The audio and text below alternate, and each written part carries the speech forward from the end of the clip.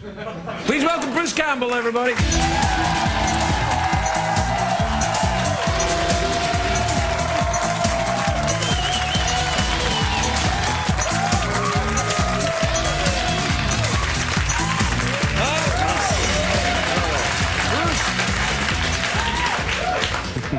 This is a great night for me, Bruce. Why is that? Well, you know, Bubba Hotep is one of my favorite movies of all time, and you're in it. You play Elvis in that movie, in case you've forgotten. You know, I get so into my roles, I don't even remember what I do anymore. Really? Yeah. Well, you played Elvis in that movie. You were very good. Really? Was I good? How was it? Did you like that movie, Bubba Hotep? Is that a good one? You know, I did because it is an indie.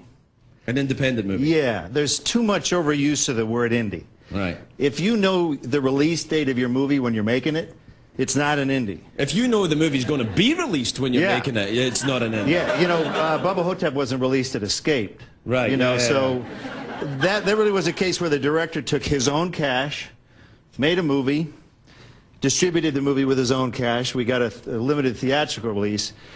And getting a distribution deal in Hollywood is kind of like getting a bank loan. Right. That you only get it if you don't need it. If you prove to them you don't need it. Right, yeah. So MGM went, hey, what's this movie that they don't need us? Right. And we went, it's Bubba Hotep, and you should distribute it. So they did, and they were very happy. Well, tell the folks what the movie's about a little bit, just so that it's the ones that haven't seen it. I mean, everyone's seen Bubba Hotep. It's a redemptive Elvis mummy picture. Right, exactly. I play a 68-year-old Elvis. Right. He's alive. He's living in East Texas rest home.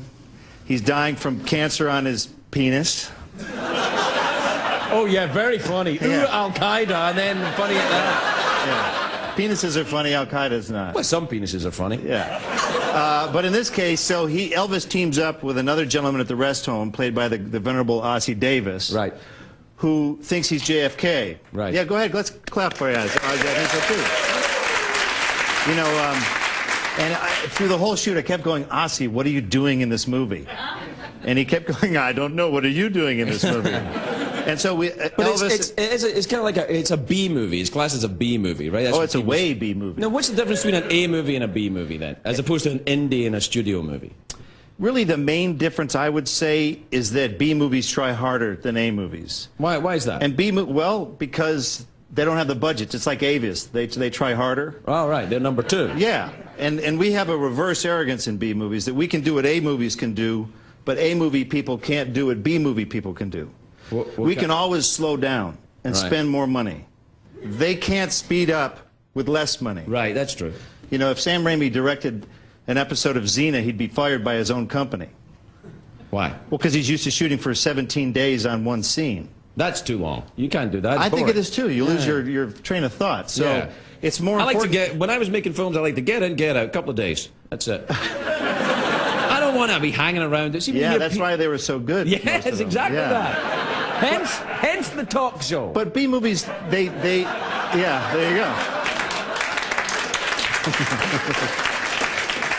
But you've done a lot of, you did the Evil Dead trilogy, and you've done a lot of horror movies, right? Yeah. Scary movies. Now, yes. why do people like scary movies? Why are they so popular? They like scary movies because it's the same people who go to the highest theme park ride. They want to think like they're going to die, because when they're falling, they're going to die. It's just then they decelerate theoretically at the end. Yeah. And so it's the same reason you go to a horror film. And this is fun? Yeah, because death is the ultimate. This is why we have so many cop shows, CSI shows. It's all about life and death. Hollywood loves life and death. Death is the ultimate thing that you're going to get, and horror films deal with death all the time. Right. So you can cheat death by going to a horror film, and you can cheat death by going to an amusement park. It's very complicated, but that's true. It sounds very brainy, actually. It sounds very, very smart. A lot of intelligent people doing B movies these days. I'm a big fan of the zombies. Do you like zombies? No. Oh, no. Why? Well, I know you're a big fan of zombies, so I'm going to tread very carefully here. Yeah. Zombies suck as bad guys. No. They do. No. Yeah, because they go, you can't communicate with them? Well, who wants to? They're bad guys. I don't want to talk to them. I want to get out of the way. It shouldn't have to take 100 zombies to kill one person. The only way they can kill him is surround him so he can't run away from them. Well, they crowd you first. Seriously. That's what they do. They crowd you. Yeah, you try and run away, and you can't because one's going, They move too slow. Well, what do you like then, scary things? I like Vampires? it. No, I like it when the movie messes with your head. The Tenant, an obscure Roman Polanski movie from the mid-'70s, is the scariest movie I've ever seen because... Could have done with a zombie in it, if you ask me. I've seen it. Just one guy. No, it would have ruined the whole thing because it's all in your head.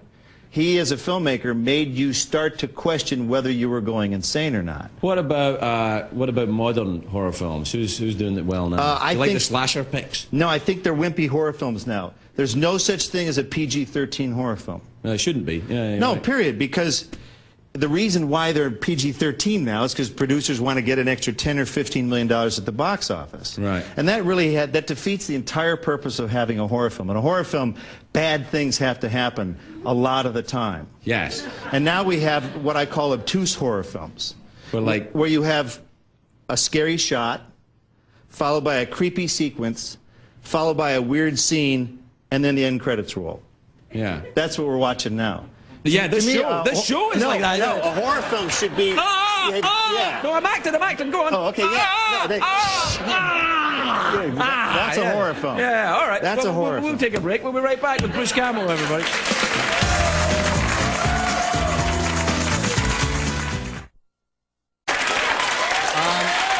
Let me tell you this, though.